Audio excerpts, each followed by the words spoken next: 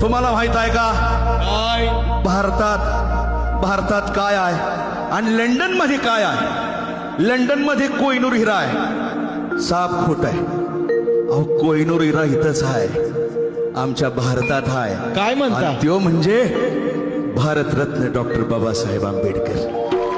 अरे म्हणून म्हणतो त्यो कोहिनूर हिरा अन ताऱ्यामध्ये शुक्र तारा, शिक्षणात खरा खुरा अन ज्ञान पंडित झाला पुरा.